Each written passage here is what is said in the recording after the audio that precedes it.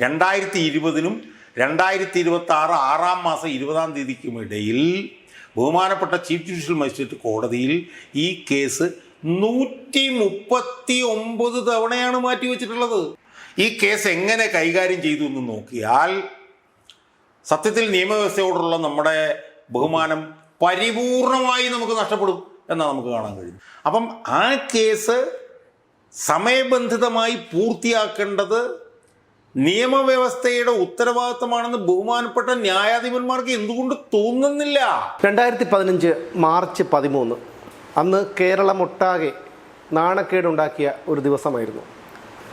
ബാർക്കോഴ വിവാദം കത്തി നിൽക്കുമ്പോൾ ഉമ്മൻചാണ്ടി സർക്കാരിൻ്റെ കാലത്ത് കെ മാണി ബഡ്ജറ്റ് അവതരിപ്പിക്കുന്നത് തടയാൻ ശ്രമിച്ച അന്നത്തെ പ്രതിപക്ഷത്തുണ്ടായിരുന്ന CPM നേതാക്കൾ MLA-മാർ നിയമസഭ തല്ലിത്തകർത്ത ഒരു സംഭവമായിരുന്നു അത്. ഈ സംഭവം നടന്നിട്ട് 11 വർഷങ്ങൾ കഴിഞ്ഞിരിക്കുന്നു. ഈ കേസ് ഇപ്പോൾ എവിടെ എത്തി? നമുക്കൊന്ന് പരിശോധിക്കാം. 11 വർഷങ്ങൾ കഴിഞ്ഞിരിക്കുന്നു. നടന്നത് നിയമസഭയിലാണ്. ലോകം മുഴുവൻ കണ്ട് കേരളമൊട്ടാകെ ലജ്ജിച്ചതാണ്. ഇതിലെ പ്രതികളായ 2 പേർ മന്ത്രിമാരായി. പിന്നീട് ഇപ്പോഴും കേസ് എങ്ങും എത്തിയിട്ടില്ല എന്ന് പറയുമ്പോൾ ഈ ജുഡീഷ്യറിയിൽ സാധാരണക്കാരന് എത്രത്തോളം അപമതിപ്പുണ്ടാകും? അതായത് ഈ നിയമനിർമ്മാണ സഭകളെ നമ്മൾ സാങ്ക്ടം സാങ്ക്ടോറം എന്ന് പറഞ്ഞാൽ അവിടെയാണ് നിയമം നിർമ്മിക്കുന്നത്. ശരിക്കും ഈ ഭരണഘടന ഈ നിയമസഭകൾക്കും പാർലമെൻറ്റിനൊക്കെ വലിയ തോതിലുള്ള അധികാരങ്ങളാണ് അവർക്ക് കൊടുത്തിരിക്കുന്നത്. അവരെ ശിക്ഷിക്കുന്നതിന് പരിമിതികളുണ്ട്, അവർ പറഞ്ഞതിനെതിരെ നിലപാടെടുക്കുന്നതിന് പരിമിതികളുണ്ട്. എന്നുവെച്ചാൽ ഇതിനകത്താണെങ്കിൽ അവർക്കൊരു പ്രൊട്ടക്ഷൻ ഉണ്ട്, ഭയങ്കരമായിട്ട് പ്രൊട്ടക്ഷൻ, പല പല വകുപ്പുകളുണ്ട്. ഞാൻ വകുപ്പുകളിലേക്ക് ഞാൻ പോകുന്നില്ല. ഈ 2 സഭകളുടെയും പ്രത്യേകത എന്ന് പറഞ്ഞാൽ അവിടെയാണ് നിയമം നിർമ്മിക്കുന്നത്. ഡെലിഗേറ്റഡ് ലെജിസ്ലേഷൻ എന്നാണ് അതിന് നമ്മൾ പറയുക, അഡ്മിനിസ്ട്രേറ്റീവ് ലോയിൽ പറയും. അതായത് ഇപ്പോൾ IT ആക്റ്റുമായി ബന്ധപ്പെട്ട് പിന്നെ താഴോട്ട് ജീവനക്കാർക്ക് അതിൻ്റെ നിറ്റിഗ്രിറ്റീസ് പ്രകാരം ചട്ടങ്ങൾ ഉണ്ടാക്കാനൊക്കെ പറയുമ്പോഴും IT ആക്ട് അമെൻഡ് ചെയ്യുന്നത് പിന്നെ ലോക്സഭയാണ്. മനസ്സിലായത്? അപ്പം ഒരുപാട് നിയമങ്ങൾ കൊണ്ടുവരാനായിട്ട്, ഒരുപാട് നിയമങ്ങൾ ഭേദഗതി ചെയ്യാനായിട്ടൊക്കെ ഉള്ള വലിയ അധികാരങ്ങളുള്ളതാണ് നിയമനിർമ്മാണ സഭകൾ. അത് പാർലമെൻറ്റിലായാലും നിയമസഭയിലായാലും. അങ്ങനെയുള്ള വലിയ വൻതോതിൽ ഭരണഘടന കൊടുത്ത അവകാശാധികാരങ്ങളുള്ള കേരളത്തിലെ പരമോന്നത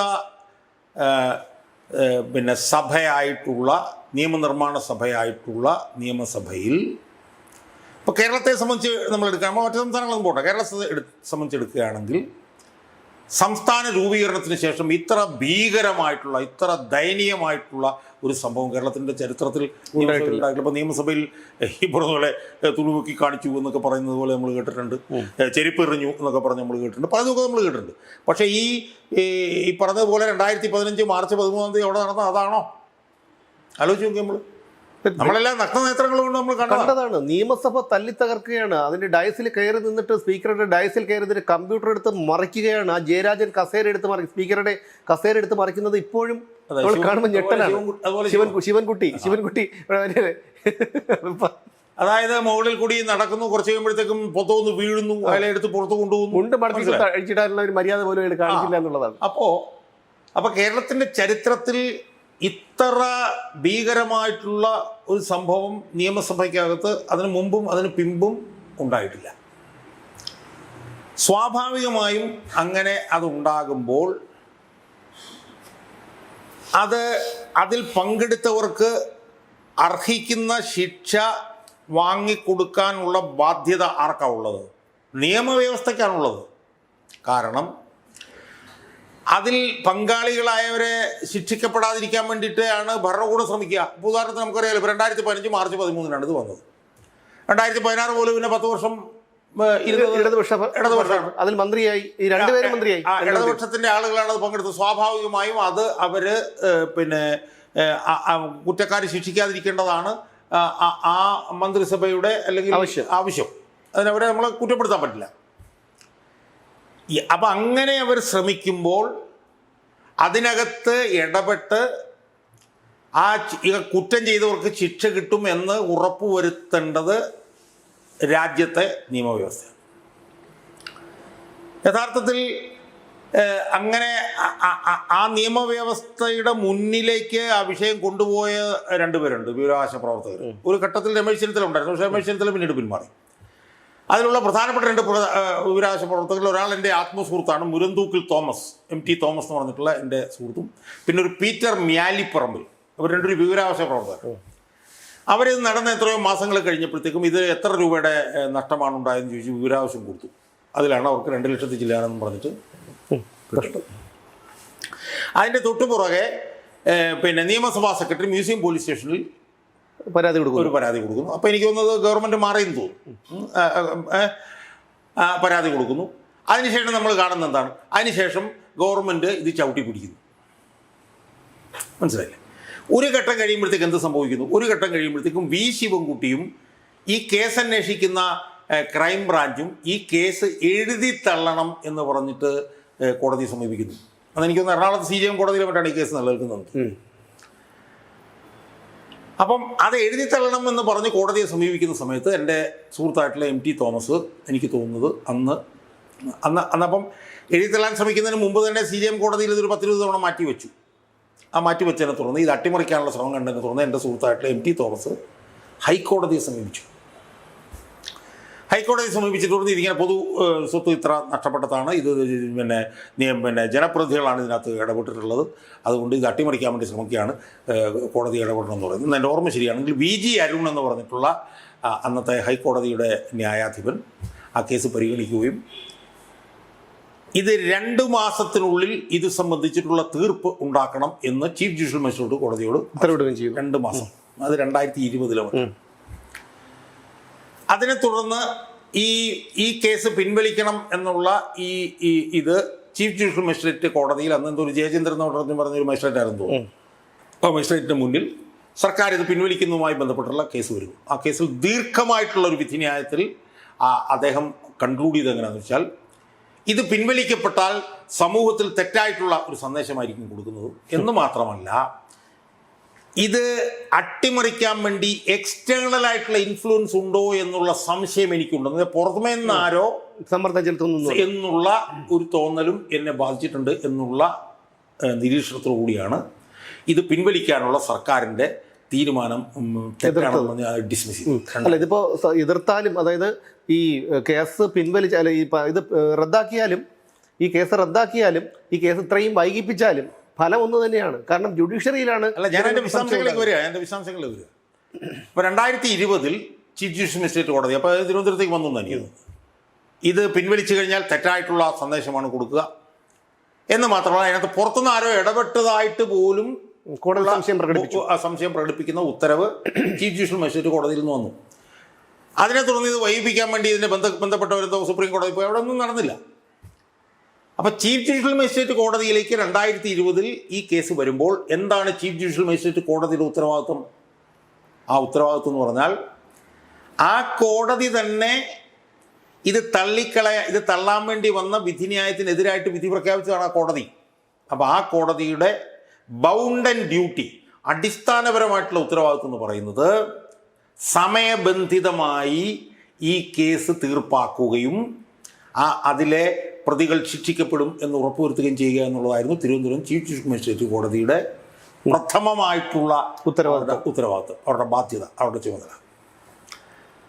പക്ഷേ നമ്മൾ പരിശോധിക്കുമ്പോൾ നമ്മൾ ഞെട്ടിപ്പോകുന്നത് എന്താണെന്ന് വെച്ചാൽ ആ ചീഫ് ജുഡീഷ്യൽ മജിസ്ട്രേറ്റ് കോടതിയിൽ ഈ കഴിഞ്ഞ 6 വർഷക്കാലം ഈ കേസ് എങ്ങനെ കൈകാര്യം ചെയ്തു എന്ന് നോക്കിയാൽ സത്യത്തിൽ നിയമവ്യവസ്ഥയോടുള്ള നമ്മുടെ ബഹുമാനം പരിപൂർണമായി നമുക്ക് നഷ്ടപ്പെടും എന്നാണ് നമുക്ക് കാണാൻ കഴിയും. പരിപൂർണമായിട്ട്. അപ്പോൾ ഞാനതിൻ്റെ കണക്കിലെടുത്ത് ഞാൻ പരിശോധിച്ച് നോക്കുക. നമ്മളിപ്പോൾ ലാവ്ലിൻ കേസിനെ കുറിച്ച് പറയുന്നുണ്ട്. Lavalin case 2017 October 10 Pinarayi Vijayan ഉൾപ്പെടെയുള്ളവരെ കുറ്റമുക്തനാക്കിയതിനെതിരായിട്ടുള്ള അപ്പീല് സുപ്രീം കോടതിയിൽ എത്തുന്നത്. ഇപ്പോൾ 9 വർഷമായിട്ടും അത് അവിടെ എവിടെയോ പൊടി പിടിച്ച് 2023 അന്നത്തെ ചീഫ് ജസ്റ്റിസ് വിരമിക്കാൻ പോകുന്ന സമയത്ത് അദ്ദേഹത്തിന്റെ ശ്രദ്ധയിൽപ്പെടുത്തി. അന്ന് എനിക്ക് തോന്നുന്നു 29 തവണയോ മറ്റോ ഈ കേസ് മാറ്റി വെച്ചിരുന്നു. അത് ഈ ഹർജിക്കാരന്റെ അഭിഭാഷകൻ ജഡ്ജിയുടെ ശ്രദ്ധയിൽപ്പെടുത്തിയപ്പോൾ അദ്ദേഹം പറഞ്ഞത് സെപ്റ്റംബർ 13 എന്ത് വന്നാലും ഈ കേസ് പരിഗണിക്കണമെന്നാണ്. 2023 സെപ്റ്റംബർ ആണെന്ന് ഓർക്കണം. 2023 സെപ്റ്റംബർ 13 കഴിഞ്ഞ് 2026 സെപ്റ്റംബർ 13 ആകാൻ പോയിട്ടും ഇതുവരെ ലാവ്ലിൻ കേസ് രാജ്യത്തെ പരമോന്നത കോടതിയായ സുപ്രീം കോടതിയിൽ പോലും പരിഗണിച്ചിട്ടില്ല എന്ന് പറയുമ്പോഴാണ് നമുക്ക് പിന്നെ എന്താണ് നമ്മൾ ചെയ്യേണ്ടത്? എന്ന് മാത്രമല്ല, അതിൽ 3 പ്രതികളുണ്ട്, ഒരാൾ മരിച്ചും പോയി. ഒരാൾ മനസ്സിലായി, ഇപ്പോഴും അത് വന്നിട്ടില്ല. അപ്പൊ സുപ്രീം കോടതിയിൽ എങ്ങനെ ആകാമെങ്കിൽ പിന്നെ ചീഫ് ജുഡീഷ്യൽ മജിസ്ട്രേറ്റ് കോടതിയിൽ എങ്ങനെ ആവില്ലേ എന്ന് വേണമെങ്കിലുള്ള ചോദ്യം നമ്മൾ ഈ ജനങ്ങളെ ബോധിപ്പിക്കാനെങ്കിലും ഒന്നെടുത്ത് കേസൊന്ന് മാറ്റിവെക്കാനുള്ള ഒരു സാമാന്യ മര്യാദയെങ്കിലും ഈ കോടതികൾ കാണിക്കും. അപ്പോൾ ഇതിനകത്തുള്ള പ്രധാനപ്പെട്ട പ്രശ്നം എന്താണ്? ഇതിനകത്തുള്ള പ്രധാനപ്പെട്ട പ്രശ്നം, ഈ കേസ് സമയബന്ധിതമായി തിരുവനന്തപുരം ചീഫ് ജുഡീഷ്യൽ മജിസ്ട്രേറ്റ് കോടതി ന്യായമായിട്ടുള്ളൊരു വിധി കൊണ്ടുവന്നിരുന്നുവെങ്കിൽ നിയമവ്യവസ്ഥയുടെ വില എന്തുമാത്രം കൂടുമായിരുന്നു. കാരണം എന്താ, ഇത് നിയമനിർമ്മാണ സഭ തല്ലിപ്പൊളിച്ച വിഷയമാണിത്. 1. 2, തല്ലിപ്പൊളിച്ച അവിടുത്തെ വാച്ചാന്മാരല്ല, അവിടുത്തെ ജനപ്രതിനിധികൾ ആണ് നിയമസഭ തല്ലിപ്പൊളിച്ചത്. അത് നമ്മളെല്ലാം നഗ്നനേത്രം കൊണ്ട് 11 വർഷങ്ങൾക്ക് മുമ്പ് നമ്മൾ കണ്ടതാണ്.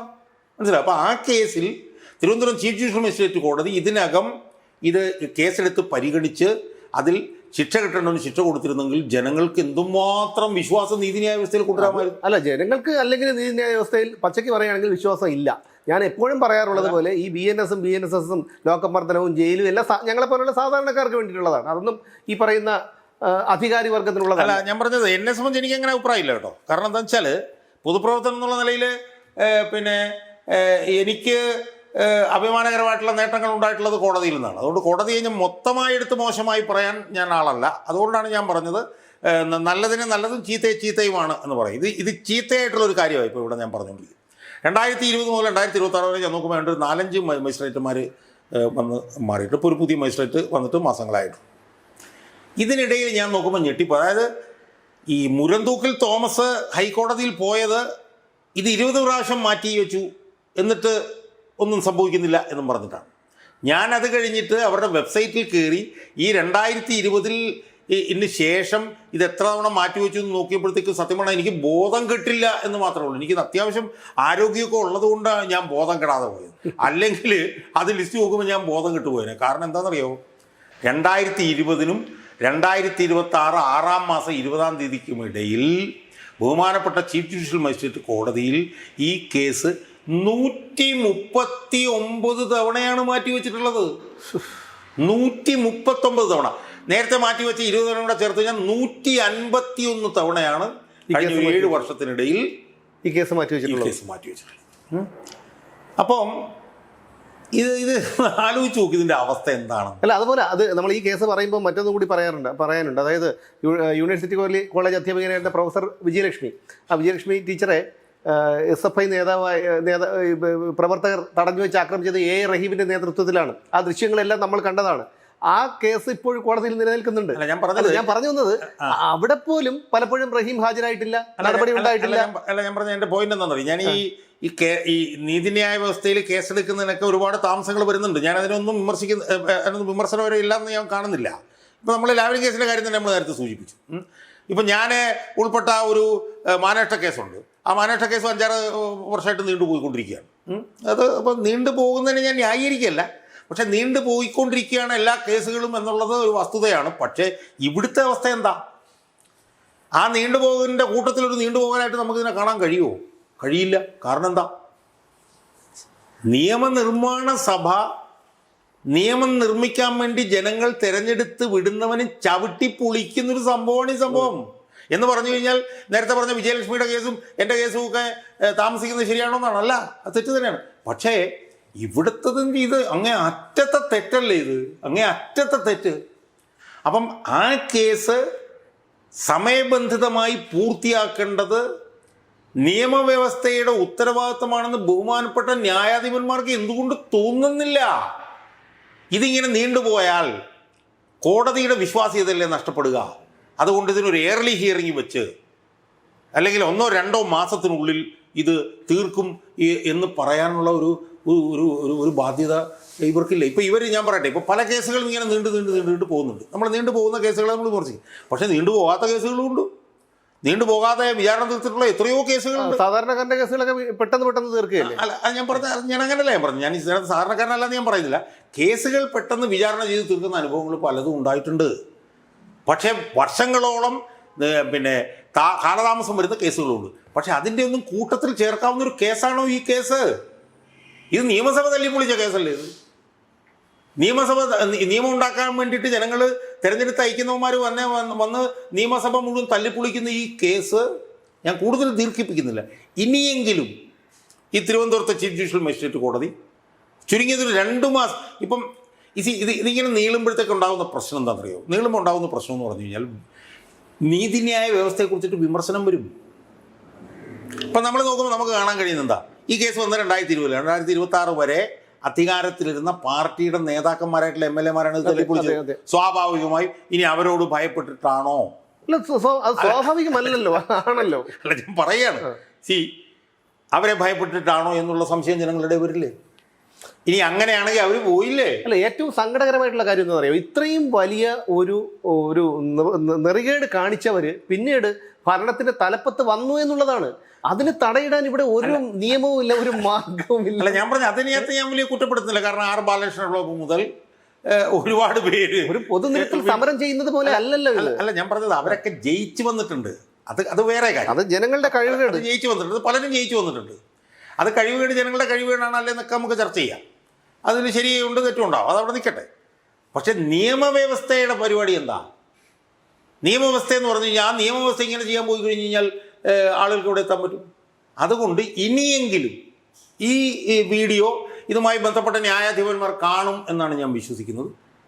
ഇത് നിയമവ്യവസ്ഥയ്ക്ക് വലിയ നാണക്കേടാണ് എന്ന് ബഹുമാനപ്പെട്ട ന്യായാധിപന്മാർ മനസ്സിലാക്കണമെന്ന് എനിക്ക് പറയാനുള്ളത്. ഇത് വിമർശനപരമായിട്ടല്ല ഞാൻ പറയുന്നത്, ഇത് പോസിറ്റീവായിട്ടാണ് ഞാൻ പറയുന്നത്. അതുകൊണ്ട് ഇപ്പോൾ ഇരിക്കുന്ന മജിസ്ട്രേറ്റ് എങ്കിലും ഈ കേസ് സമയബന്ധിതമായി പൂർത്തിയാക്കുകയും ഇതിനകത്ത് നമ്മൾ മനസ്സിലാക്കേണ്ട കാര്യം എന്നറിയോ സുമേഷ്, ഇതിനകത്ത് ഇത് ഇവർ ചെയ്തതാണെന്നുള്ളത് ക്ലിയർ അല്ലേ? ഇതിനകത്ത് ഒരു സാക്ഷിയുടെ ആവശ്യമില്ല, ഇത് ക്രിസ്റ്റൽ ക്ലിയർ ആയിട്ടുള്ള കാര്യമല്ലേ? ഇപ്പം നമ്മളിപ്പോൾ പറയുമ്പോൾ ഇതിന് വാദം നടക്കണ്ടേ, വിചാരണ നടക്കണ്ടേ എന്നൊക്കെ ചോദിച്ചാൽ നടക്കണ്ടെന്ന് നമുക്ക് പറയാൻ പറ്റില്ല. പക്ഷേ ദ ഫാക്ട് റിമെയിൻസ് ദാറ്റ് ഇവരിത് ചവിട്ടി പൊളിക്കുന്നതെല്ലാം കോടിക്കണക്കിന് ആളുകൾ മാധ്യമങ്ങളിൽ കൂടെ കണ്ടതല്ലേ? ഇപ്പം ഞാൻ പറഞ്ഞ ഇപ്പോൾ ഒരു സ്ത്രീപീഡന കേസോ അല്ലെങ്കിൽ അഴിമതി കേസോ ഒക്കെ നടന്നു കഴിഞ്ഞാൽ അത് വിചാരണ നടത്തി ശരിയോ തെറ്റോ എന്ന് കണ്ട് ശിക്ഷ വേണം, അതിന് സമയം എടുക്കുമെന്ന് പറയാം. ഒരു ദിവസം പോലും ജയിലിലും കിടന്നിട്ടില്ല എന്നുള്ളതാണ്, റിമാൻഡിൽ പോലും പോയിട്ടില്ല. അല്ലേ, ഞാൻ പറഞ്ഞത് അതവിടെ നിൽക്കട്ടെ, അത് ശരിയാണ്. ഇപ്പം നിങ്ങളിപ്പം ഇവരുടെ കാര്യം പറഞ്ഞു, വിജയലക്ഷ്മിയുടെ കാര്യം പറഞ്ഞു. വിജയലക്ഷ്മിയുടെ കാര്യത്തിലൊക്കെ തന്നെ വാദം നടക്കണം, വിചാരണ നടക്കണം, അത് ശരിയാണോ തെറ്റാണോ ചിലപ്പോൾ സമയം എടുത്തിരിക്കും. പക്ഷേ ഇതല്ലല്ലോ, ഇത് ജനങ്ങൾ മുഴുവൻ TV കൂടെ കണ്ടതല്ലേ ചവിട്ടി പൊളിക്കുന്നത്. അങ്ങനെ കണ്ട ഒരു കേസ് 11 വർഷമായി ഒരു മജിസ്ട്രേറ്റ് കോടതിയിൽ പൊടി പിടിച്ച് കിടക്കുന്നു എന്ന് പറഞ്ഞാൽ ജനങ്ങൾക്ക് ഈ നീതിന്യായ വ്യവസ്ഥയിലുള്ള വിശ്വാസം എവിടെ പോയി എൻ്റെ സുമേഷ് നിങ്ങൾ ആലോചിച്ച് നോക്ക്. അതാണ്. അത് മാത്രമല്ല, ഇനിയിപ്പോൾ ഇവർക്ക് എതിരായിട്ടുള്ള ഒരു വിധിയാണ് വന്നത് എന്നിരിക്കട്ടെ, അങ്ങനെ വന്നാൽ പോലും ശിവൻകുട്ടിക്ക് ഇപ്പോൾ തന്നെ എഴുതി കിടക്കാൻ വയ്യ. ഇനി ഇവിടുന്ന് മേൽക്കോടതികൾ എത്ര കിടക്കുന്നു, ഇത് ഒന്നും നടക്കില്ല. അല്ല, ഞാൻ പറഞ്ഞ അതിൽ നമ്മൾ വിചാരിക്കുന്ന പോലെ അല്ല കാര്യം. കാരണം ഇത് മേൽക്കോടതിയിലെല്ലാം പോയിട്ട് തിരിച്ചു വന്ന സാധനമാണ്. അല്ല, അവർക്ക് വിധിച്ചു കഴിഞ്ഞാൽ അപ്പീൽ വെക്കൂടെ? ഇല്ലില്ല, അപ്പീൽ പോലെ നിൽക്കില്ലല്ലോ. കാരണം ഇത് ഹൈക്കോടതി അല്ല, കാലതാമസം കിട്ടില്ലേ? അപ്പോഴത്തേക്ക് ശിവൻകുട്ടിക്ക് പോകാൻ റെഡിയാവില്ലേ? കിട്ടില്ല, ഇനി ഇതിനകത്ത് അതൊന്നും കിട്ടില്ല. കാരണം ഈ കേസിൽ സുപ്രീം കോടതി വിചാരണ സമയബന്ധിതമായി തീർത്തോളം പറഞ്ഞിട്ടുള്ളതാണ്. മനസ്സിലായില്ലേ? ഈ കേസിൽ ഇനി ഇപ്പോൾ മേൽക്കോടതിയിലേക്ക് പോയെന്ന് വിചാരിക്കും. മേൽക്കോടതിയിലേക്ക് പോയി കഴിഞ്ഞാലൊന്നും പഴയ പോലുള്ള കാലതാമസം ഇനി ഉണ്ടാവാൻ പറ്റില്ല. കാരണം എന്ന് വെച്ചാൽ ഇത് മേൽക്കോടതി പോയിട്ട് താഴോട്ട് വന്നൊരു സാധനമാണിത്. മനസ്സിലായില്ലേ? ഇത് ഹൈക്കോടതിയിലും സുപ്രീം കോടതിയിലും പോയിട്ട് താഴോട്ട് വന്നതാണ്. അപ്പോൾ അതുകൊണ്ട് സാധാരണ കിട്ടുന്നത് പോലെയുള്ള ഒരു കാലാവധി കാരണമൊന്നും ഇതിനകത്ത് വിധി വന്നാൽ കിട്ടും എന്ന് ഞാനൊരു അഭിഭാഷകനോടായതുകൊണ്ട് എനിക്ക് തോന്നുന്നില്ല. പോകാം, പക്ഷെ പോയത് കൊണ്ട് പഴയ പോലുള്ള കാലതാമസമൊന്നും കിട്ടാൻ പോകുന്നില്ല. പക്ഷേ ഇതിനകത്ത് ഞാൻ നേരത്തെ പറഞ്ഞ പോലെ ഇതെല്ലാവരും നഗ്ന നേത്രം കൊണ്ട് കണ്ടതാണ്. എന്തടിസ്ഥാനത്തിലാണ് ഈ ചീഫ് ജുഡീഷ്യൽ മജിസ്ട്രേറ്റ് കോടതി ഇതിങ്ങനെ ഇതിനകത്തുള്ള പ്രശ്നം എന്താ? ഇതിനകത്തുള്ള പ്രശ്നം എന്താ? ഇത് നീട്ടിവെക്കാൻ വേണ്ടി മാത്രമല്ലേ നീട്ടി വെച്ചുകൊണ്ടിരിക്കുന്നത്? അല്ലേ? അല്ലെങ്കിൽ നീട്ടിവെക്കാൻ വേണ്ടി മാത്രം നിലനിർത്തിക്കൊണ്ട് പോകുന്ന കേസ്. അപ്പൊ എന്റെ ചോദ്യം, എനിക്ക് ബഹുമാനപ്പെട്ട ന്യായാധിപന്മാരോടൊക്കെ ചോദിക്കാനുള്ളത്, ഇത് നീട്ടിവെക്കാൻ വേണ്ടി മാത്രമാണ് നീട്ടിവെക്കുന്നതെന്ന് അറിയാത്തവരാണോ നിങ്ങൾ? നിങ്ങൾ മജിസ്ട്രേറ്റന്മാരല്ലേ, ന്യായാധിപന്മാരല്ലേ? നിങ്ങൾക്കറിയില്ലേ ഇത് നീട്ടിവെക്കാൻ വേണ്ടിയിട്ടാണ്? അതുകൊണ്ട് നിങ്ങൾ ഈ കേസ് അടുത്ത തവണയെങ്കിലും കോടതിയിൽ വരുമ്പം പറ്റില്ല കേട്ടോ. ഇത് 2020 വന്ന കേസാണ്. ഇത് നിയമസഭ തല്ലിപ്പൊളിച്ച കേസാണ്. ഇത് 2 മാസം കൊണ്ട് തീർപ്പുണ്ടാക്കണം. ഇനി ഒരു തരത്തിൽ ഇതിന് നീട്ടിവെക്കാനുള്ള പണിയും ഞങ്ങൾ സമ്മതിക്കില്ല എന്ന് പറഞ്ഞ് 2 മാസത്തിനുള്ളിൽ യുവമാരെ ശിക്ഷിക്കുന്ന ഒരു വിധി കൊണ്ടുവന്നാൽ നിയമവ്യവസ്ഥയ്ക്ക് നല്ലത്. അല്ലെങ്കിൽ നിയമവ്യവസ്ഥയിലുള്ള ജനങ്ങളുടെ വിശ്വാസമൊക്കെ പടേന്ന് താഴത്തേക്ക് പോകും എന്ന് ഈ ന്യായാധിപർക്ക് ബോധ്യപ്പെടണം എന്നാണ് ഒരു അഭിഭാഷകൻ എന്നുള്ള നിലയിലും എൻ്റെ ഒരു കേസ് അവിടെ കിടപ്പുണ്ട് കേട്ടോ. എന്നോട് പലരും ചോദിക്കാം, ഷാദാന്റെ കേസ് കിടക്കുമ്പോൾ ആ കോടതിയെ വിമർശിക്കാമോ? പക്ഷെ എനിക്ക് നിവൃത്തിയില്ല. ഞാനൊക്കെ എന്ന് പറഞ്ഞു കഴിഞ്ഞാൽ സത്യം പറഞ്ഞാൽ എന്തൊരു കൊടും കുറ്റവാളിയാണ്. ഒരു ജാതി ഒരു SC ST അട്രോസിറ്റീസ് കേസാണ്. അല്ല ഞാൻ പറഞ്ഞത് അതിലൊക്കെ നമുക്കൊക്കെ എന്ന് പറഞ്ഞാൽ 19 ദിവസം ജയിലിൽ കിടക്കേണ്ടി വന്നു, പലതവണ ഇവിടുന്ന് എറണാകുളത്തേക്ക് പോകേണ്ടി വന്നു. ഞാൻ പറഞ്ഞു വന്നത് അങ്ങനെയല്ല, നമ്മളെ പോലുള്ളവർക്ക് രോഷം ഉണ്ടാവും, നിയമമൊക്കെ നിയമത്തിന്റെ വഴിക്ക് പറഞ്ഞ എന്റെ പോയിന്റ് ഇത്രേ ഉള്ളൂ. എൻ്റെ ഒരു മാനനഷ്ട കേസ് ആ കോടതി കിടപ്പുണ്ട്. സ്വാഭാവികമായും ഷാജാന്റെ ഒരു കേസ് ആ കോടതി കിടക്കുമ്പോൾ ഷാജാൻ ഇങ്ങനെ കോടതി വിമർശിച്ചാൽ എന്ന് എന്നോട് എൻ്റെ സുഹൃത്തുക്കൾ ചോദിച്ചിട്ടുണ്ട്, ചോദിക്കുകയും ചെയ്യും. പക്ഷെ എനിക്ക് അതിനകത്ത് നിവൃത്തിയില്ല. മനസ്സിലായോ? എനിക്കത് അത് സംബന്ധിച്ച് പുറത്തേക്ക് പോകാൻ പറ്റില്ല. അതുകൊണ്ട് കൂടുതൽ ഞാൻ ദീർഘിപ്പിക്കുന്നില്ല. ഇത് എത്രയും പെട്ടെന്ന് 2 മാസം ഇപ്പം ഇരിക്കുന്ന ചീഫ് ജുഡീഷ്യൽ മജിസ്ട്രേറ്റ് തീർത്താൽ ആ ചീഫ് ജുഡീഷ്യൽ മജിസ്ട്രേറ്റിൻ്റെ ന്യായാധിപ ജീവിതത്തിലെ ഒരു ചരിത്രത്തിലെ ഒരു നാഴികക്കല്ലായി ഇത് മാറും എന്ന് മാത്രമേ എനിക്ക് ആ ന്യായാധിപനോട് പറയാനുള്ളൂ. അദ്ദേഹം അത് ചെയ്താൽ നല്ലത്, ചെയ്തില്ലെങ്കിൽ നിയമവ്യവസ്ഥ അദ്ദേഹത്തിൻ്റെ മാത്രമല്ല നിയമവ്യവസ്ഥയുടെ വിലയായിരിക്കും പോകുന്നത്. ഞാനൊരു ചെറിയ ഉദാഹരണം മാത്രം ഒറ്റ വാചകത്തിൽ പറഞ്ഞ് ഞാൻ തീർക്കാം. ജയലളിത എന്ന് പറഞ്ഞൊരു സ്ത്രീയുണ്ട്. അവർ തമിഴ്നാട് മുഖ്യമന്ത്രി. അവർ 1 ലക്ഷം പിണറായി വിജയനായിരുന്നു. അവർക്കൊരു വീട് തന്നെ ഉണ്ടായിരുന്നു. ചെരുപ്പ് രത്നം സ്വർണവും പതിച്ച ചെരുപ്പുകൾ വെക്കാനൊരു വീടുണ്ടായിരുന്നു. അവരെവിടെ കിടന്നാ ചത്തത്? അവരെഴഞ്ഞെഴഞ്ഞെഴഞ്ഞാണ് ചത്തത്. ലല്ലു പ്രസാദ് യാദവ് എന്ന് പറഞ്ഞാൽ ഇന്ത്യയിലെ 2ാമത്തെ സംസ്ഥാനമായിട്ടുള്ള ബീഹാറിലെ മുഖ്യമന്ത്രി 10 വർഷമാണ് ജയിലിൽ കിടന്നത്. ഹരിയാനയിലെ മുഖ്യമന്ത്രിയായിട്ടുള്ള ഓം പ്രകാശ് ചൗത്താല ജയിലിൽ കിടന്ന് ആണ് ചത്തുപോയത്. സുബ്രതോ ബാനർജി എന്ന് പറഞ്ഞൊരുത്തരുണ്ട്, സഹാറ എന്ന് പറഞ്ഞിട്ടുള്ള വലിയ കമ്പനിയുടെ അയാള് തിഹാർ ജയിലിൽ കിടന്നാണ് ചത്തത്. രാജൻ പിള്ള. അപ്പൊ അതുകൊണ്ട്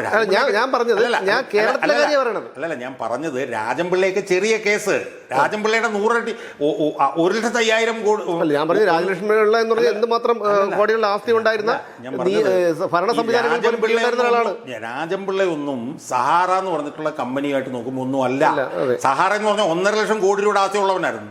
അതിനാണ് സുബ്രതോ റോയ്. അപ്പോൾ അതുകൊണ്ട് നമ്മൾ ഈ നിയമവ്യവസ്ഥ പൂർണ്ണമായും തള്ളിക്കളഞ്ഞിട്ടുള്ള സമീപനത്തിനോട് എനിക്ക് യോജിക്കാൻ പറ്റില്ല. ഞാനിപ്പോൾ അവസാനമായിട്ട് തന്നെ ഞാൻ പറഞ്ഞു, നമ്മൾ കഴിഞ്ഞ ദിവസം ചർച്ച ചെയ്തു, എന്റെ കാര്യത്തിൽ ഏറ്റവും അവസാനമായിട്ടുള്ള 2 വിധിന്യായവും ബഹുമാനപ്പെട്ട ഹൈക്കോടതിയിൽ നിന്നാണ് വന്നത്. ന്യായാധിപൻ ഉള്ളതുകൊണ്ട് എന്ന് പറയുന്ന ഒരു ന്യായാധിപൻ ഉള്ളതുകൊണ്ട്. അത് മാത്രമല്ലല്ലോ, പിന്നെ ജയലളിത എങ്ങനെയാണ് ജയിലിൽ കിടന്നത്? അവിടെ കേരളത്തിലെ കാര്യം പറയുന്നത്, കേരളത്തിലെ കാര്യം അവിടെ അച്യുതാനന്ദൻ എന്ന് പറയുന്ന ഒരു മനുഷ്യനുള്ളത് കൊണ്ട് അവിടെ R ബാലകൃഷ്ണ പിള്ളയ്ക്ക് ഇടമലയാർ കേസിൽ 1.5 വർഷം ജയിലിൽ കിടക്കേണ്ടി വന്നു. അങ്ങനെ ഒന്നും പറയുന്നത് ശരിയല്ല. നമ്മൾ ഒരു സംസ്ഥാനമൊന്നും ഇപ്പൊ ഞാൻ ചോദിക്കുന്നത്, പിന്നെ തമിഴ്നാട്ടിൽ അച്യുതാനന്ദൻ ഉണ്ടായിരുന്നു, അല്ലെങ്കിൽ ബീഹാറിൽ അച്യുതാനന്ദൻ ഉണ്ടായിരുന്നില്ല. നമ്മൾ അങ്ങനെയൊന്നും വേർതിരിച്ച് കണ്ടിട്ട് കാര്യമില്ല. നമ്മൾ ശരികളെ ന്യായീകരിക്കുകയും തെറ്റുകളെ എതിർക്കുകയും ചെയ്യണം. അല്ലാതെ എന്തെങ്കിലും വരുമ്പോൾ എനിക്കങ്ങനെ വിശ്വാസമില്ല, എനിക്കങ്ങനെ ഇല്ല, ഇങ്ങനെയില്ല എന്ന് പറയുന്നതിനകത്ത് യുക്തിയില്ല. നമ്മൾ നല്ലത് ഇപ്പോൾ കേരള ഹൈക്കോടതിയിൽ തന്നെ എത്രയോ വിധികളെ ഞാൻ വിമർശിച്ചിരിക്കുന്നു, അതേസമയം എത്രയോ വിധികളെ ഞാൻ ന്യായീകരിച്ചിരിക്കുന്നു. അപ്പോൾ അതുകൊണ്ട് ആ ഒരു ഡയലക്റ്റിക്കൽ സമീപനം വേണം നമ്മൾ എടുക്കാൻ. അതുകൊണ്ട് ഞാൻ ഈ വിഷയവും ഞാൻ ചീഫ് ജുഡീഷ്യൽ മജിസ്ട്രേറ്റിനോട് ഞാൻ പോസിറ്റീവായിട്ടാണ് പറയുന്നത്, വിമർശനപരമായിട്ടല്ല ഞാൻ പറയുന്നത്. ആ കേസ് 2020 മുതൽ 26 വരെ 151 തവണ മാറ്റിവെച്ചതിൽ എനിക്കെന്ത് ഉത്തരവാദിത്വം നീ ചീഫ് ജുഡീഷ്യൽ മജിസ്ട്രേറ്റ് എന്നോട് ചോദിക്കാം. കാരണം അയാൾ ഇന്നലെ ഞാൻ വന്നുള്ളൂ. അതുകൊണ്ട് അയാളെ നമ്മൾ കുറ്റപ്പെടുത്തിയിട്ട് കാര്യമില്ല. അതുകൊണ്ട് ഞാൻ പറയുന്നത് ഇപ്പോൾ ഇരിക്കുന്ന ചീഫ് ജുഡീഷ്യൽ മജിസ്ട്രേറ്റിന് ഒരു സുവർണാവസരം കിട്ടിയിരിക്കുന്നത്. അയാൾ ഇതിലൊരു വിധിന്യായം പുറപ്പെടുവിച്ചു കഴിഞ്ഞാൽ അയാൾ എല്ലാ കാലത്തും ഒന്നും അല്ലെങ്കിൽ ഈ ശിവൻകുട്ടിയൊക്കെ പിടിച്ച കൂട്ടിൽ കയറ്റിയെന്ന് വിസ്താരത്തിൽ കയറ്റിയതിലെങ്കിലും ജനങ്ങളുടെ മനസ്സിൽ ജുഡീഷ്യറിയിലോടുള്ള ഒരു വിശ്വാസം ഒരു അല്പമെങ്കിലും തിരിച്ചു കിട്ടും. സുമേഷ് മനസ്സിലാക്കേണ്ട ഒരു കാര്യം എന്താണെന്നറിയോ, ഇവരൊന്നും കോടതിയിൽ ഹാജരായിട്ടുണ്ടോന്ന് പോലും എനിക്ക് സംശയം ഇല്ല. കോടതിയിൽ എത്ര തവണ വിമർശിച്ചിട്ടുണ്ട് കോടതിയിൽ ഹാജരാകാത്തതിന്. അതുകൊണ്ട് ഈ ജഡ്ജിക്ക് കിട്ടിയിരിക്കുന്ന ഒരു സുവർണാവസരമാണ്, ഇത് ഉപയോഗിക്കണം എന്നാണ് വളരെ പോസിറ്റീവായിട്ട് എനിക്ക് ബഹുമാനപ്പെട്ട ന്യായാധിപനോട്. ഇത് എനിക്ക് ഞാൻ പറഞ്ഞതുപോലെ എനിക്ക് മുമ്പ് പറഞ്ഞ അതേ വാദത്തിൽ ഞാൻ ഉറച്ചു നിൽക്കുന്നു. കാരണം രാജ്യത്തെ പരമോന്നത കോടതിയായ സുപ്രീം കോടതി പോലും പിണറായി വിജയൻ പ്രതിയായിട്ടുള്ള കേസ് പല തവണയായി ഏകദേശം 50 തവണയിലേറെയായി മാറ്റിവെച്ചുകൊണ്ടിരിക്കുന്നു. പിണറായി വിജയൻ്റെ മകൾ പ്രതിയായിട്ടുള്ള മാസപ്പടി കേസ് ഡൽഹി ഹൈക്കോടതി 25-26 തവണയിലേറെ. ഞാൻ പറഞ്ഞു ഇതിനകത്തൊക്കെയുള്ള പ്രശ്നം സുമേഷ് ഇപ്പോൾ ഈ മാസപ്പടി കേസിനെ കുറിച്ച് പറഞ്ഞു, ലാവലിൻ കേസിനെ കുറിച്ച് പറഞ്ഞു. എനിക്ക് മനസ്സിലായി ഈ മാസപ്പടി കേസിന്റെ അന്വേഷണം തുടങ്ങാൻ കാരണം ആരാ? അത് 2 വർഷമായിട്ട് പെൻഡിങ് കിടക്കുകയായിരുന്നല്ലോ. അതിൽ അന്വേഷണത്തിലേക്ക് പോയത് ഹൈക്കോടതിയിൽ വിധി ഉണ്ടല്ലേ? ആയിക്കോട്ടെ, ഞാൻ പറഞ്ഞു 25 തവണ ഒരു കേസ് നീട്ടി വെക്കുമ്പോൾ അതിൽ സംശയം തോന്നില്ലേ? അല്ല, അതായിക്കോട്ടെ എന്ന് പറയുമ്പോൾ അത് മാത്രമായിട്ട് നമ്മൾ ഇങ്ങനെ ബ്ലിങ്ക് ചെയ്ത് കാണരുത്. നമ്മൾ ഈ 25 തവണ മാറ്റിവെച്ചതിനെ കുറിച്ച് പറയുമ്പോൾ അതിൽ വിശ്വാസ്യത ഉണ്ടാകണമെങ്കിൽ ആ അന്വേഷണം മുന്നോട്ട് കൊണ്ടുപോകാൻ കാരണമായത് ഹൈക്കോടതി വിധിയാണെന്നും കൂടെ നമ്മൾ പറയണം. അല്ലാതെ നമ്മൾ ഈ ദുഷിപ്പ് മാത്രം പറഞ്ഞുകൊണ്ടിരുന്നു കഴിഞ്ഞാൽ ആളുകൾ നമ്മൾ വിശ്വസിക്കില്ല. അല്ല, ദുഷിപ്പല്ല ഞാൻ പറയുന്നത്. ഒരു സാധാരണക്കാരൻ, എനിക്ക് നിയമം അറിയില്ല, ഞാൻ അഡ്വക്കേറ്റ് അല്ല, അതുകൊണ്ട് എനിക്ക് നിയമത്തിനെ കുറിച്ച് പരിമിതമായിട്ടുള്ള ഒരു അറിവ് മാത്രമേ ഉള്ളൂ. അത് വെച്ചിട്ട് സാധാരണക്കാരൻ്റെ ഭാഗത്ത് നിന്ന് ചിന്തിച്ച് നോക്കുമ്പോൾ എനിക്ക് തോന്നുന്ന കാര്യമാണ് ഞാൻ പറയുന്നത്. രാജ്യത്തെ പരമോന്നത കോടതി ഒരു കേസ്, ഒരു സംസ്ഥാനത്തെ മുഖ്യമന്ത്രി 2 തവണ മുഖ്യമന്ത്രിയായിരുന്ന ഒരു വ്യക്തിയുടെ കേസ് പലതവണ നീട്ടിവെക്കുമ്പോൾ, വർഷങ്ങളോളം 50 തവണയോളം നീട്ടിവെക്കുമ്പോൾ സ്വാഭാവികമായിട്ടും ആർക്കും സംശയം തോന്നും. അല്ല, അതിനെക്കുറിച്ച് തോന്നുമ്പോൾ അത് പറഞ്ഞിട്ട് ആ സംവിധാനത്തിനെ മുഴുവൻ മോശമാക്കുന്നത് ശരിയല്ല. ഇങ്ങനെ മാറ്റിവെച്ചിട്ടുണ്ടെങ്കിൽ മാറ്റിവെച്ചതിനെ നമ്മൾ വിമർശിക്കണം. അല്ലാതെ അതുകൊണ്ട് ആ 50 തവണ ലാവ്ലിൻ കേസ് മാറ്റിവെച്ചു, അതുകൊണ്ട് സാധാരണക്കാരനൊന്നും നീതി കിട്ടില്ല, അങ്ങനെ നമ്മൾ പറഞ്ഞാൽ പറയുന്നവരുടെ വിശ്വാസ്യത പോവുകയുള്ളൂ. ആ വിശ്വാസ്യത നിലനിൽക്കണമെന്നുണ്ടെങ്കിൽ ഈ 50 തവണ മാറ്റിവെച്ചതിനെ എതിർക്കുമ്പോൾ തന്നെ അനുകൂലമായിട്ടുള്ള വിധികൾ വന്നാൽ അതിനെ ന്യായീകരിക്കുകയും ചെയ്യണം. എന്നാലേ നമ്മുടെ ക്രെഡിബിലിറ്റി ആളുകളുടെ ഇടയിൽ കയറുള്ളൂ. അല്ലെങ്കിൽ ഇതൊരു ക്ലിഷേ ആർഗ്യുമെന്റ്, ഇയാളിങ്ങനെ നടന്ന് പൊട്ടിത്തെറിക്കും, ഇതിനകത്ത് എന്താ കാര്യം എന്ന് ആളുകൾ ചിന്തിക്കും. അത്രയില്ല. ഞാൻ പറയുന്നത് ഇപ്പോൾ ജസ്റ്റിസ് ബദറുദ്ദീൻ സാറിനെ പോലെയുള്ള ആൾക്കാരുണ്ട്, അതിൽ കൃത്യമായിട്ടുള്ള വിധികളും വരുന്നുണ്ട്. അതുപോലെ അല്ല മറ്റു പലരുടെയും കാര്യം. അത് മാത്രമേ ഞാൻ പറഞ്ഞിട്ടുള്ളൂ. എന്തായാലും ഈ പുതിയതായി വന്ന ഒരു ന്യായാധിപനെങ്കിലും ഈ വിഷയത്തിൽ, അതായത് 11 വർഷമായി നീട്ടിക്കൊണ്ട് പോകുമ്പോൾ ആ ജുഡീഷ്യറിക്ക് തന്നെ ഒരു അപമതിപ്പാണ് ഉണ്ടാകുന്നത്. സാധാരണക്കാരായ ജനങ്ങൾ നിസ്സഹായരായതുകൊണ്ട് അവരൊന്നും മിണ്ടില്ല. പക്ഷേ അവരുടെയൊക്കെ മനസ്സിൽ സംശയങ്ങളുണ്ടാകും. മിണ്ടിക്കഴിഞ്ഞാൽ അത് കോടതി ലക്ഷ്യമാകും, മറ്റ് നിയമപരമായിട്ടുള്ള നടപടികളിലേക്ക് പോകും. അതുകൊണ്ട് തന്നെ ഇതിനെതിരെ പ്രതികരിക്കണമെന്ന് ആഗ്രഹിക്കുന്നവർ പോലും, അഭിപ്രായങ്ങൾ പറയണമെന്ന് ആഗ്രഹിക്കുന്നവർ പോലും നിശബ്ദത പാലിക്കുകയാണ്. അത് ഈ കോടതികൾ മനസ്സിലാക്കണം. അത് ഇനിയെങ്കിലും ഈ വരുന്ന ന്യായാധിപരെങ്കിലും എത്രയും പെട്ടെന്ന് തന്നെ ഇതിനൊരു നടപടി ഉണ്ടാകുമെന്ന് പ്രതീക്ഷിച്ചുകൊണ്ട് നിർത്തുന്നു. വീണ്ടും കാണാം.